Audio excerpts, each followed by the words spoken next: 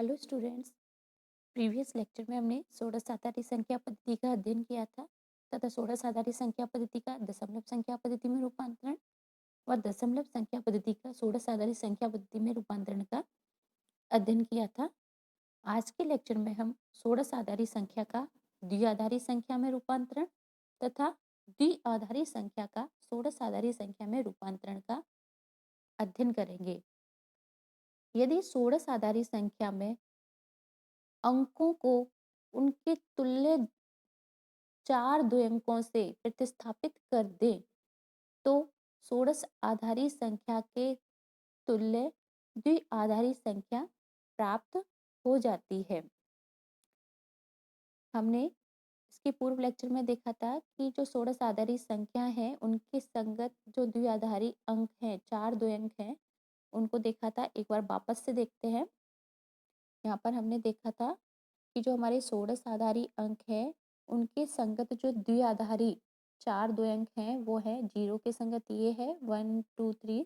इन सबके संगत द्विआधारी अंकों को यहाँ पर प्रदर्शित किया गया है। तो अगर हम जो हमारी षोडश आधारी संख्या है उसमें जो प्रत्येक अंक है उसको उसके संगत 4 द्वयंकों वाले द्विआधारी अंक से प्रतिस्थापित कर दें तो हमें उस षोडश आधारी संख्या के तुल्य द्विआधारी संख्या प्राप्त हो जाती है।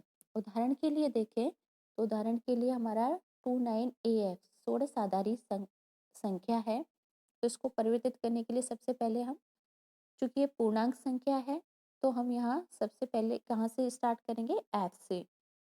यहाँ से स्टार्ट करेंगे तो F को किससे परिवर्तित करेंगे? क्योंकि षोडश आधारी जो बिंदु आएगा वो हमारा यहाँ पर प्राप्त होगा। तो बिंदु के जो हमारे बाईं ओर से स्टार्ट करते हैं षोडश आधारी, तो सबसे पहले हम F से स्टार्ट करेंगे। तो F का जो तुल्य 4 द्वयंकों वाला द्विआधारी अंक है वो होगा 1 1 1 और A का जो हमारा तुल्य 4 द्वयंकों वाला द्विआधारी अंक होगा वो होगा 1 0 1 0। 9 का होगा 1 0 0 1 और 2 का होगा हमारा 0 0 1 0। इस प्रकार सबसे पहले हम इनके संगत 4 द्वयंकों वाले द्विआधारी अंक लिखेंगे और फिर इनकी जगह पर हम उसी क्रम से इनको प्रतिस्थापित कर देंगे। देखते हैं यहाँ पर F के संगत जो है उसको हमने यहाँ पर प्रतिस्थापित कर दिया। A के संगत है उसको प्रतिस्थापित कर दिया। 9 के संगत हमने प्रतिस्थापित कर दिया और 2 के संगत हमने प्रतिस्थापित कर दिया। इस प्रकार सभी को हमने प्रतिस्थापित किया तो हमें इस संख्या के संगत इस षोडश आधारी संख्या के संगत तुल्य द्विआधारी संख्या प्राप्त हो जाती है।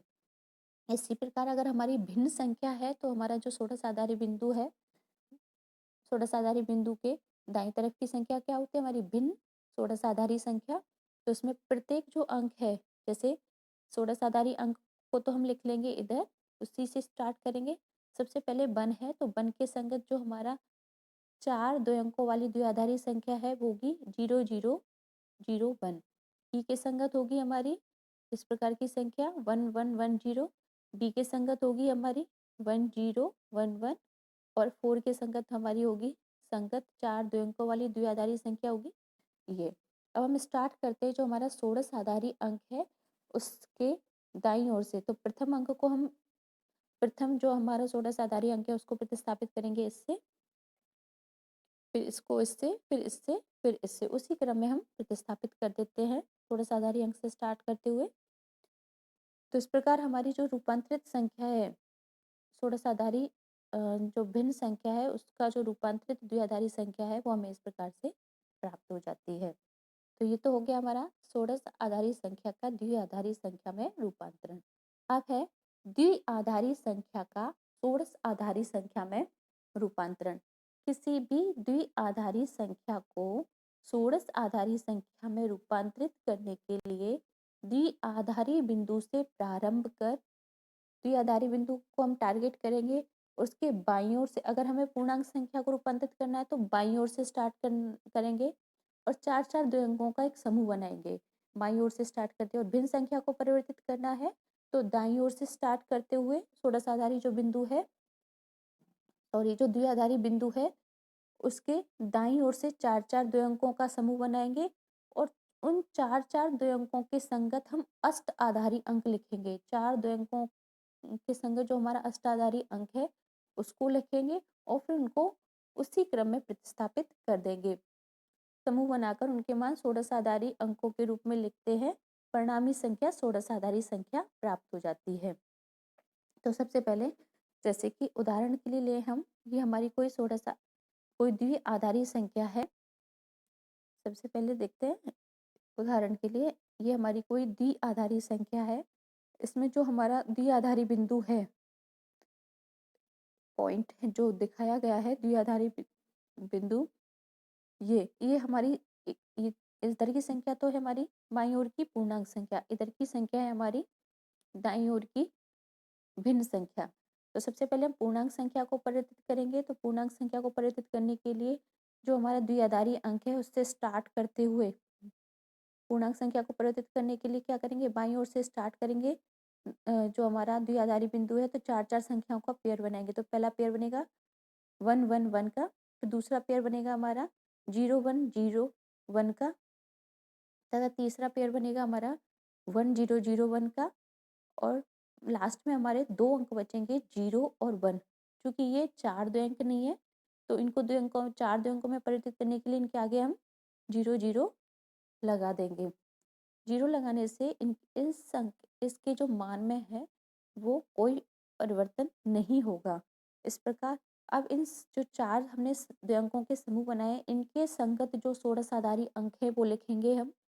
इसके संगत जो षोडशाधारी अंक है वो है हमारा 50, जिसको हम कैपिटल F के द्वारा प्रदर्शित करते हैं।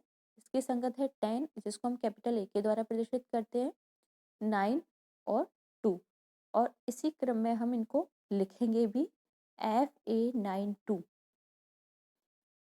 अब हम जो हमारा द्विआधारी बिंदु है उसके दाईं ओर की संख्या को देखेंगे। द्विआधारी बिंदु के दाईं ओर की संख्या है हमारी, इस प्रकार संख्याएं प्रदर्शित की गई हैं।